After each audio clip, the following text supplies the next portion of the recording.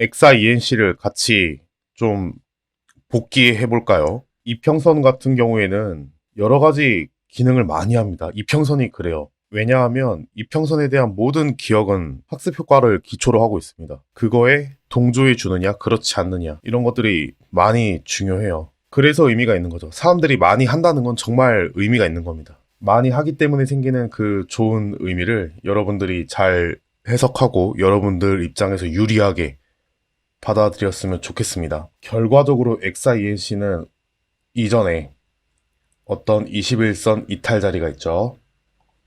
이 자리가 되겠네요. 그리고 11선 이탈 자리가 있습니다. 이 자리가 되겠죠. 거기에 맞춰서 그냥 선을 한번 그어볼까요? 선에 무슨 의미가 없습니다. 그냥 보기 위해서 이렇게 그려놓는 거예요. 그러면 해석을 그렇게 하는 거죠. 21선 이탈 물량에 대한 어떤 소화를 해내었다. 하지만 11선 이탈 물량에 대해서는 저항으로 밀렸다. 이렇게 보는 거예요. 근데 이게 저항으로 밀린 게 오늘 잘하면 뚫고 안착할 수도 있었어요. 그게 뭐냐면 막판에 점심때부터 주가가 정말 많이 빠졌죠. 코스닥이 많이 빠졌습니다. 점심때쯤을 기준으로 해서 많이 빠졌어요. 그 과정에서 11선을 지키지 못하고 빠졌다 이렇게 볼 수 있는 거죠. 하지만 지금 이 친구가 견뎌낸 자리가 있다면 뭐 이 자리를 이겨낸 거죠. 요 영역대를. 뭐라고 가격을 집어낼 수는 없겠습니다. 이런 것들도 오차 범위가 있고. 근데 중요한 건 이 가격을 기준으로 생각을 해볼 수 있다라는 사실이 되게 중요한 거죠. 혹시 모르죠? 막 이런 자리에서 딛고 반등이 나올지도. 그건 모르는 일입니다. 뭐 신나게 빠질 수도 있겠지만. 시간외를 볼까요? 거래량이 30만 주가 이렇게 신기하네요. 그래도 이 자리에서 사겠다라고 생각한 사람들이 좀 있었나 봅니다. 그래도 조금 살아있는 흐름이라는 거죠. 얘도 마찬가지예요. 결과적으로 보면 21선 가격을 한번 빠르게 계산해 볼까요? 1614원이네요. 이걸 기준으로 이제 주가를 바라본다라는 뜻이지. 이거 자체가 어떤 의미가 있겠습니까? 1614원. 이 영역을 중심으로 이제 안착을 할 수 있을 만한 어떤 커다란 장대 양봉. 그걸 보여주었다는 거죠. 아쉽게도 이제 11선 탈환은 실패를 했습니다. 그렇게 놓고 보았을 때 이 11선 가격에 대해서 오늘 어떠한 흐름을 보여주었는지 위로 올라가면 올라갈수록 당연히 거래를 많이 터뜨리겠죠. 11선 가격을 계산했었어야 되네요. 이탈을 여기서 이제 했으니까 기준 날짜가 이날이 되겠습니다. 1773이 나오니까 1775 이 정도로 볼까요? 이렇게 1775 이 가격을 기준으로 이탈이 일어났다 이렇게 볼 수 있겠죠. 이 구간이 중요한 거예요. 위협을 주었고 왔다 빠졌고 그런데 이때 중요하게 또 하나 볼 게 있다면 이탈 가격을 확인을 했다면 그 주변에 이전에 저항이 있었는지 그리고 이후에 못 올라오는 흔적이 있었는지 이런 것들을 확인하는 게 중요해요. 그래야 그 주변에 강력한 저항선이 형성이 되는 거거든요. 보통은 이탈 개념으로서의 이평선을 잘 안 봐요. 주가가 이렇게 가다가 어느 특정 이평선에 가까워지면 나오는 그런 반등, 빠지면 손절 이런 것들을 생각하지 이전 결과물을 잘 보려고 하진 않아요. 그런데 주식 매매에서는 이런 것들이 더 의미가 있다라고 보셔야 됩니다. 제가 추구하는 이평선에 대한 개념은 그런 식이었어요. 언제나.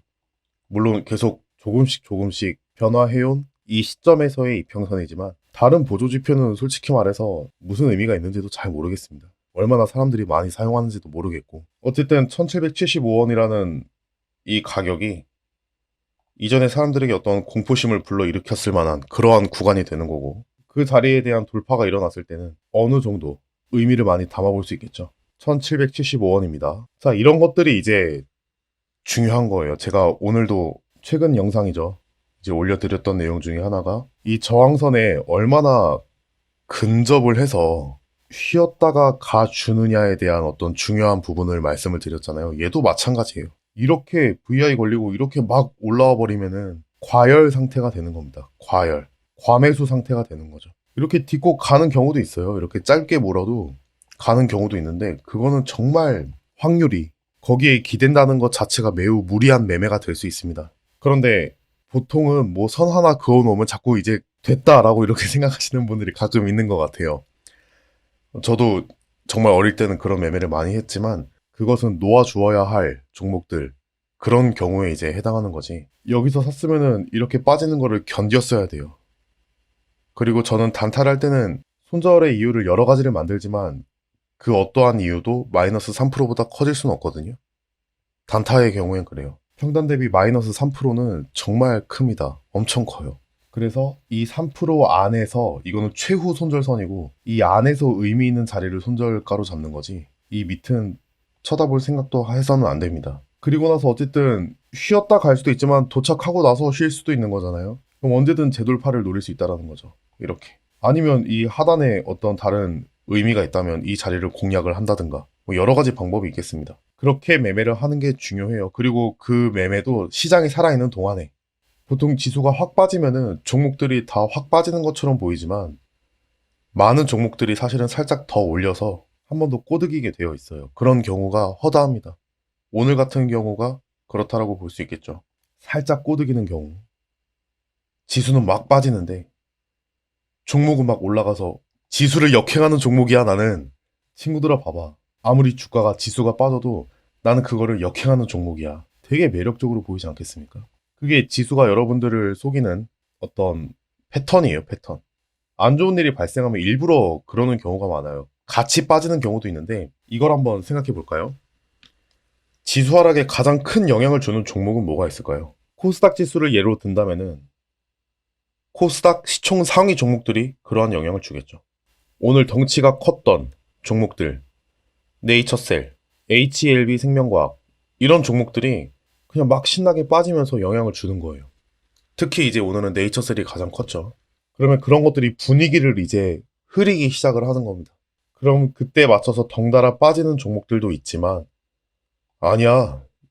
나는 그런 친구가 아니야. 너희들이 다 그래도 나는 그런 친구가 아니야.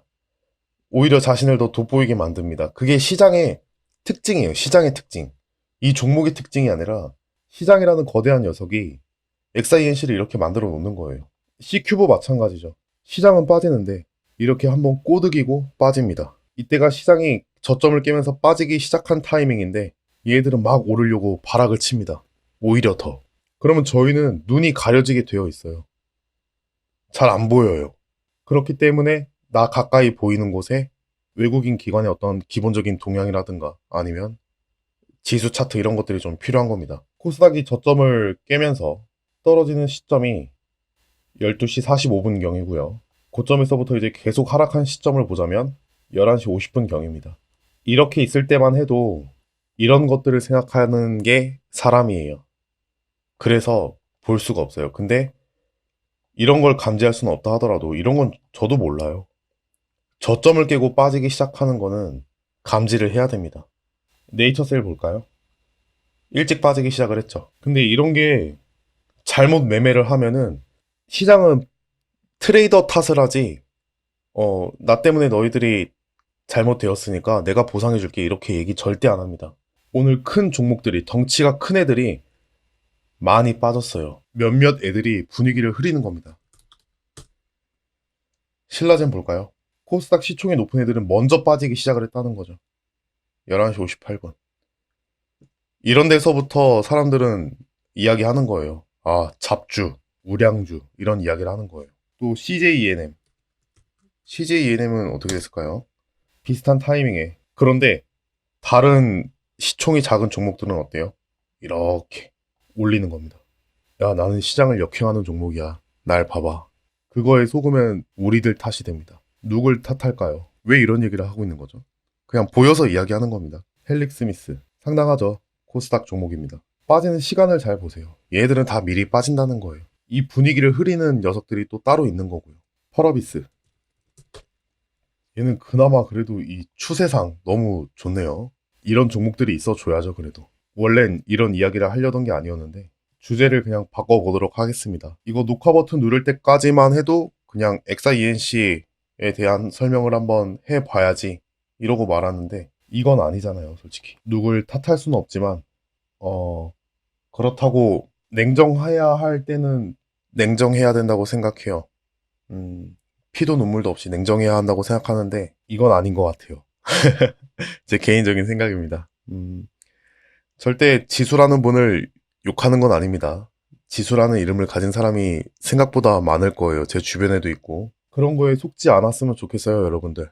지수가 빠지면은 어떤 식으로 빠지는 건지를 확인할 필요가 있습니다.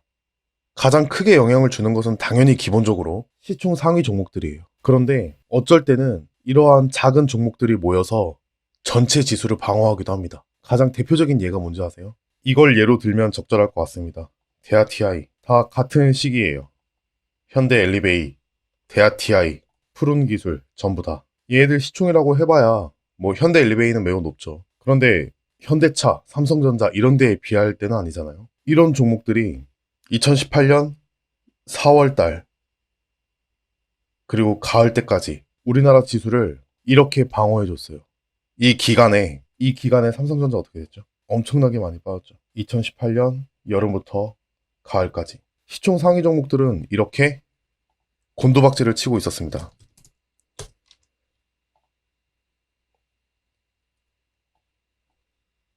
이런 식으로요. 그런데 지수를 견인하고 있었던 게 뭐예요? 다른 속된 말로 저희들이 표현하는 잡주들이었어요.